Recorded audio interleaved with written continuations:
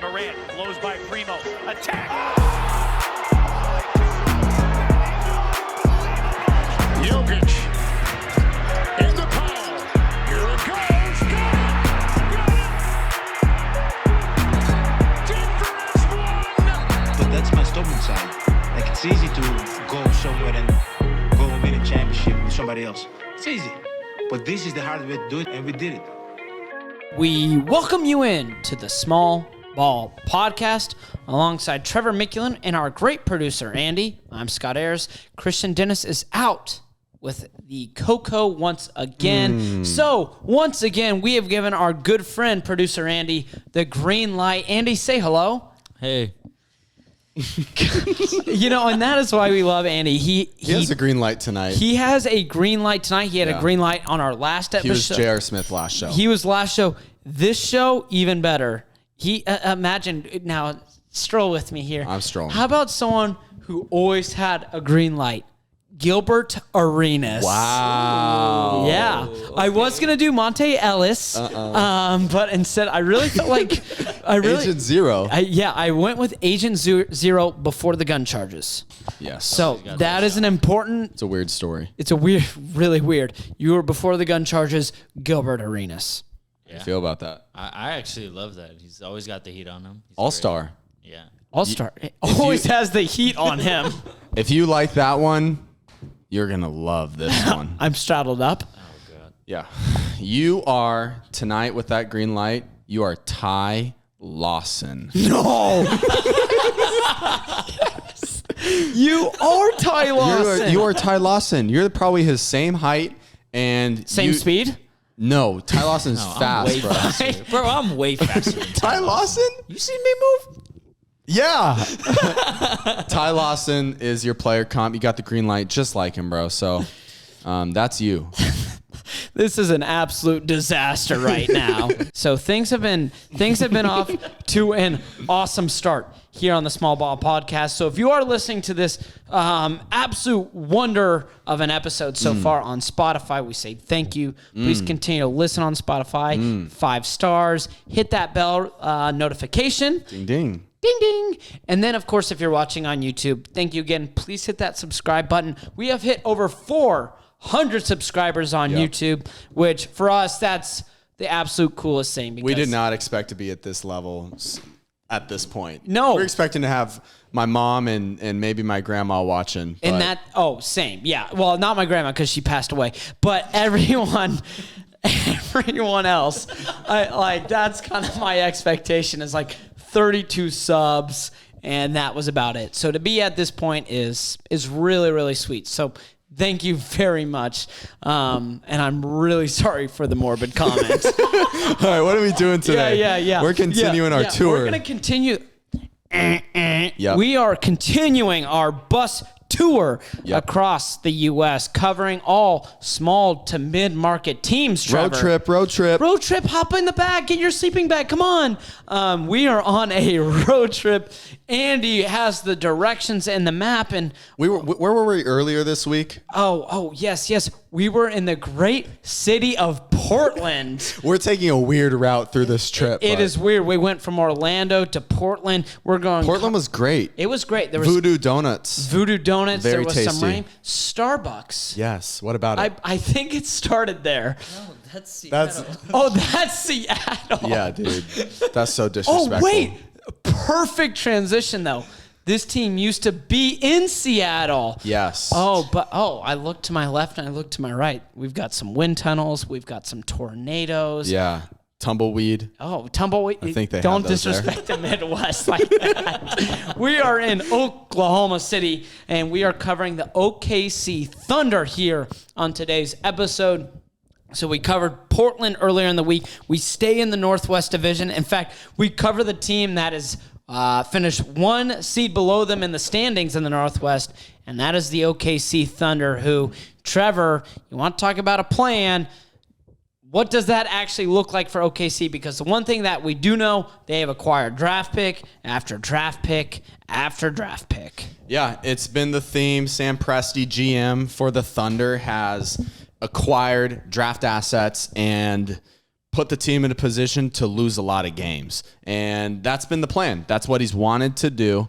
And last season we saw it. So they lost a lot of games, put them in the position to get a high draft pick. And on top of that, they've acquired a lot of draft picks from trading away players like Paul George, trading away Russell Westbrook, the two notable ones. And so they're in a good position moving forward with a lot of draft capital. And what they are going into last season hoping to do was lose a lot of games. They accomplished that and develop their players, which they accomplished that. They did. They did. Sorry, I didn't know if you wanted to keep talking. I was like, all right, I want to steal this time from Trev. Take it. They really did. And what's surprising about OKC is it feels like this is a team that's been tanking for the last 6, 7, 8 years. But really just 3 years ago, they were in the playoffs. In fact, they made 5 straight playoff appearances. Granted, 4 straight of those were first-round exits, but just before that was the infamous 3-1 blown lead to Golden State in the Western Conference Finals, which that goes down a whole different rabbit hole of, if they win one more in that series, where's OKC now? But that's beside the point. We're in the present. You mentioned they've built upon some talent. Lou Dort being one. Yeah. Of course, Shai Gilgeous-Alexander being the other that I can think of. And I would also add into that Josh Giddey. Their rookie last year performed so well. Played 54 games, averaged just under 13 points per game, was able to facilitate for them, averaged 6.5 assists per game, and then also rebounded, averaged 8 rebounds a game. So he's a guy that you look 4 years down the line, could be a triple-double threat every single night. One thing for him that really was not great was his shooting, his three-point shooting. He averaged 26% from deep, so something we need to see him grow on, which we've seen it done before. We've seen players that just have atrocious three-point numbers drastically improve on that. So that's something for Giddey I would circle for this upcoming season. But yeah, a player that they developed last season, Lou Dort, we saw take big steps, which we'll talk about here in a minute because they re-signed him. And then Shai, obviously, he was hurt for part of the season, but again, continued to shine as a player that is their franchise cornerstone. He is, and I think that is the biggest thing in a rebuild. Who are you building this team around? And I think OKC has 2 guys they can potentially build around, and that's, of course, Gilgeous-Alexander and the newly acquired Chet Holmgren, who, Trevor, I know you are very high on. You're a big Chet guy. He goes to OKC, and now the Thunder kind of have some building pieces to work with in this rebuild. Yeah, man. I mean, Chet, in my opinion, even before the draft, he's the guy that has the highest potential ceiling. The guy that is the absolute unicorn of the draft, 7-footer who can handle the rock like he does, shoot the ball like he does, and defensively his length just provides so much on that end, especially help defense. He's going to come over and just block a ton of shots, even in the NBA. So really excited to see what he can do. In Summer League, he showed out. I mean, obviously that first game was crazy. You couldn't go onto any Twitter, Instagram, everything was Chet highlights. And so in Summer League, 14 points per game, 8.5 rebounds, 2 steals, and just under 3 blocks. So defensively, I think is what I'm really excited about for him is just he's not going to have to guard the biggest guy on the team. I would slot him up against the 4 of every team. And yeah, there's going to be some 4s that muscle him for sure. And if a big guy switches onto him, it's going to be tough for Chet. And that's something that he needs to fill out his frame. But with that said, as I mentioned before, defensively, his lateral quickness is there. He can move and get steals and be in the passing lanes with his length. And, as well as, in the passing lanes and on the ball defense. I think his off the ball defense is huge with being there for the help side coverage. When someone attacks, beats their defender, Chet's going to be there. And we saw that in Summer League. He had some massive games at his first one, like I mentioned, 6 blocks. Yeah, he was blocking everything out of the gymnasium. I think off-ball defense is where he will thrive, especially in this first season. You mentioned filling out the frame, and that seems to always be a talking point for Chet, just because he's so much taller that it's going to take a little bit of time to put a little meat on his body, essentially. On the ball defense, there's about 8 or 9 teams in the West. I think he's going to be fine. There's just a couple of teams where I just think when he goes up against Minnesota, that's scary if you're OKC, just because is he going to guard Cat or is he going to guard Rudy Gobert? Yeah, that meme of Cat trying to back into DeMarcus Cousins and Yes. DeMarcus is just standing there like that. It's gonna flip where Cat's standing there and Chet's trying to back in because it's gonna be tough for him. It's gonna be really tough. But again, that's where the team can work with lineups, things like that in his first season to kind of protect him from that. The defensive end is going to be tough. Offensively, I think that bodes him well. He moves well. He can handle the rock. He can shoot. He could shoot, man. And he showed some flashes of, oh my gosh, am I watching Kevin Durant? He showed flashes offensively of, oh my gosh, am I watching KD out there? Obviously, do I think he's going to be Kevin Durant? I want everyone to hear this. No. Oh, wow. You thought I was going to say I this. was worried. My heart stopped for a second. Yeah, no. But he showed flashes of being a guy with that length that can shoot off the dribble, which is what I mean by when I compare him to Kevin Durant, is that off the dribble shooting at his size, you do not see. And with Chet, I think that he brings that. So that's something to look forward to. He has a lot to develop, but I think he's in the perfect organization for that. Yeah, I do too. I think this is the perfect time for Chet because it's not a win-now situation or scenario. This is a time to develop, and Chet now is probably given this window of plenty of time to develop, get comfortable into an NBA system, and really being told, hey, we believe sky's the limit. Now go out there and prove it. Let's talk about the other building piece. We mentioned him briefly, Shai Gilgeous-Alexander, because he hasn't shown flashes. He kind of is the flash where he has improved year after year. Andy, I know you've got stats on us. What can you tell us a little bit more about Gilgeous-Alexander? Yeah, last year he played 56 games. He averaged 24.5 points, 5 rebounds, and about 6 assists, shooting 45% from the field and 30% from 3, 81% from the free throw. So he had a pretty good year. Yeah, really good year for him. Again, he needs to develop. Kind of same story with Giddey. Showed a lot, but you need to have that three-point shot. Only 30%. That's below average in the NBA. I love what I'm seeing, though. He's asserted himself as the go-to guy offensively, and it's looked really good for them. And he's a guy that plays both sides of the ball again. Yes, he does. What I want to see from him, though, that 24 kind of needs to go up to a 27, 28 points per game. Which he can do. But that's if you are serious about building this team around him because in the NBA, you need a guy who can do that every night.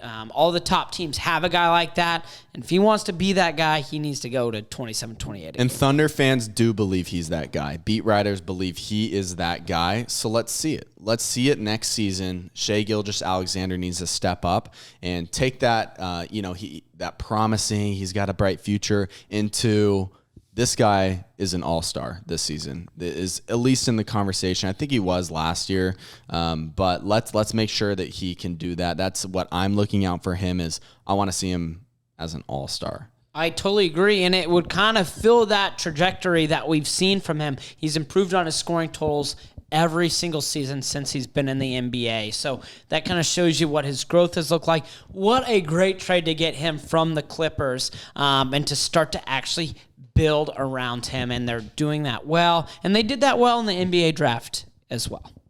Yeah, not to completely derail what you were just going to with the draft. Fine. I mean, they were really active. 3 top 12 picks. So great stuff there. And obviously, if Sam Presti is looking at these guys and trades up for him, I'm always going to be like, all right, there's something that I didn't see in this guy, like Dang, the big man. And then also they grabbed Jalen Williams. They grabbed 2 Jalen Williams from Santa Clara. So I'll be interested to see what those guys can do. Draft picks with OKC, obviously, they hold value because Sam Presti knows what he's doing. He's a great drafter as a GM. But yeah, I loved, again, the jump that we saw in a player named Lou Dort last year.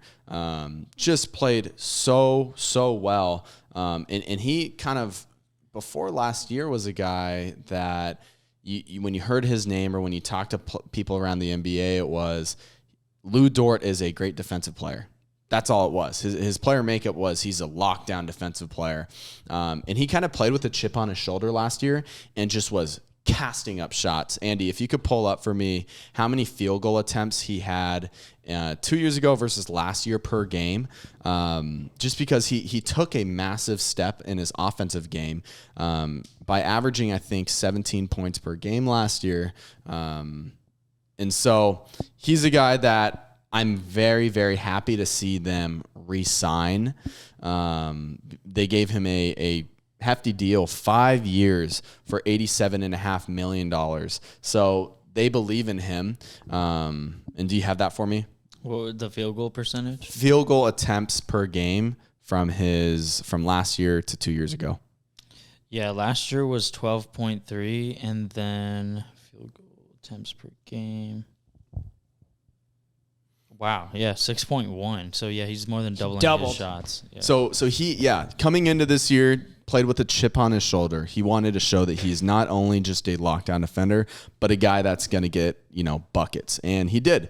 He shot 42.9% from deep on corner attempts.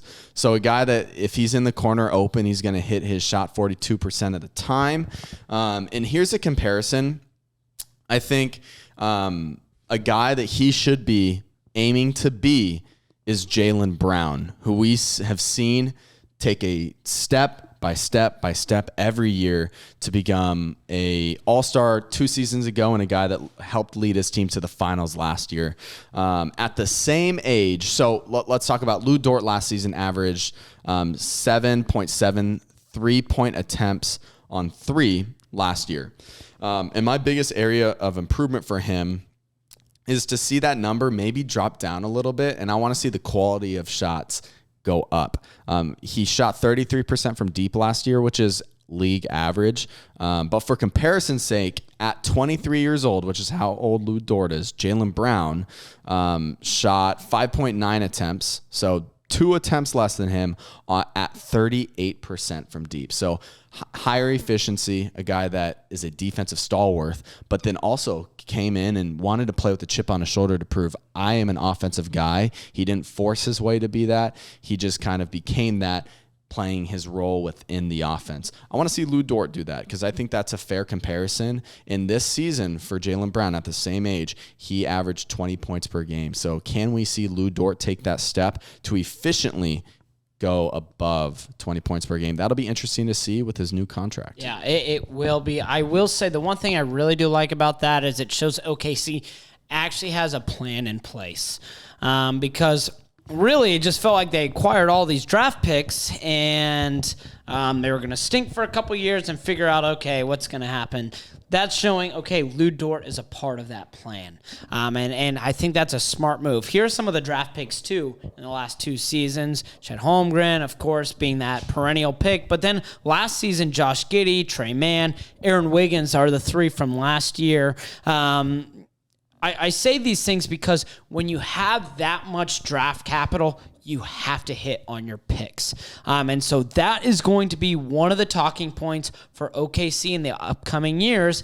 Did they hit on these picks? You mentioned Ousmane Deng, Chet Holmgren, and then, of course, the Williams as well. That is going to be a talking point. You can't talk about it right now. The most we have is Summer League, 5 games.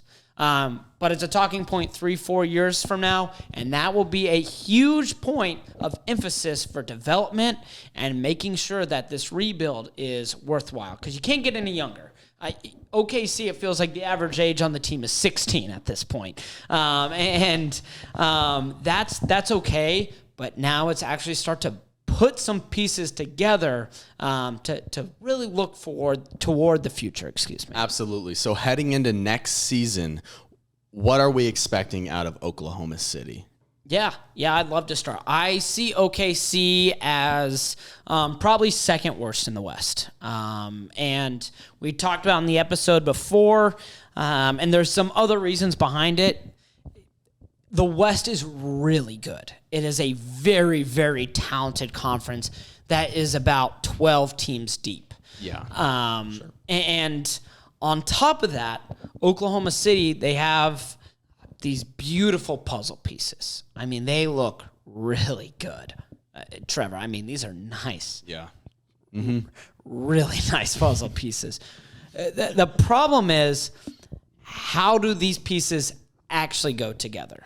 How are we actually going to build something right now? And I think there's just far too many questions. And who knows? Maybe it's a crazy process, speeds up in a heartbeat, and next thing you know, OKC's fighting in the playoffs. But I just don't see that, especially with the vision of Presti. Something tells me we're going to see another season where we're going to see them develop. We're going to see them fight it out. And then by the end of the season, it's going to be more tanking, try to have a higher stock in the draft, and bring in some more talent to help with the rebuild. Yeah, I don't think they're going to be good, but I think that's according to plan. I think what they're going to do this year, and again, you know, Thunder fans have been asking how much longer for the last couple of years because it's been tough. But now they have guys that they can really evaluate their value, evaluate their fit, as you mentioned, this season.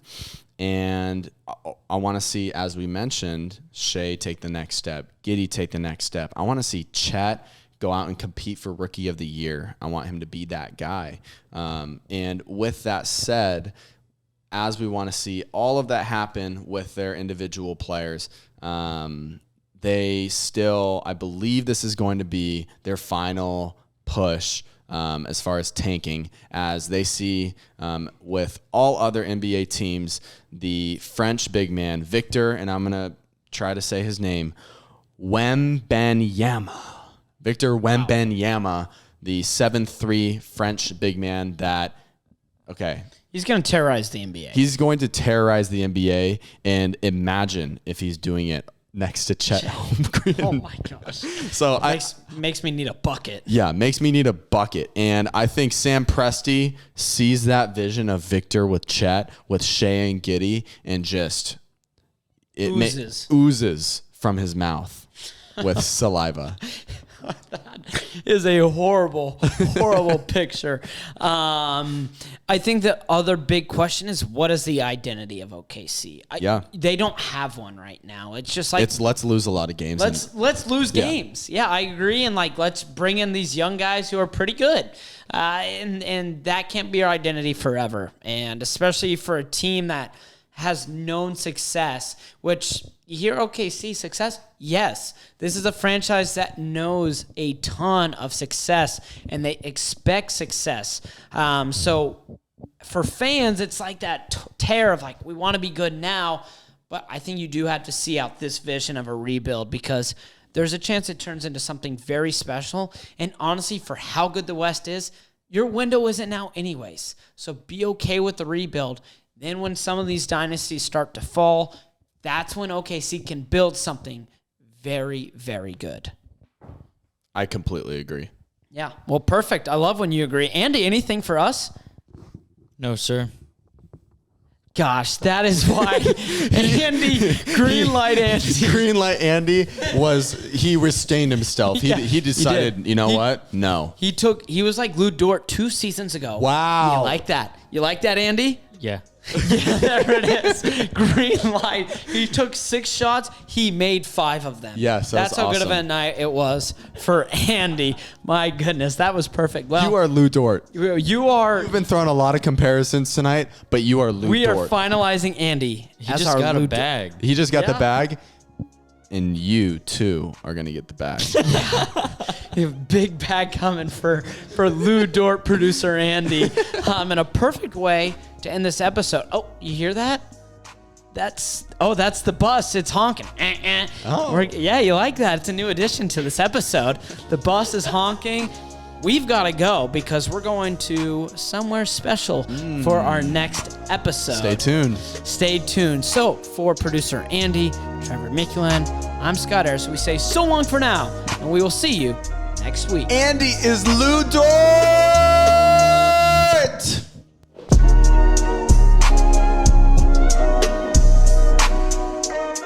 Hey, Thanks for watching. Before you leave, don't forget to like and subscribe. We're the only NBA show focused on covering your favorite small market teams. Find us on all social media platforms at Small Ball Podcast.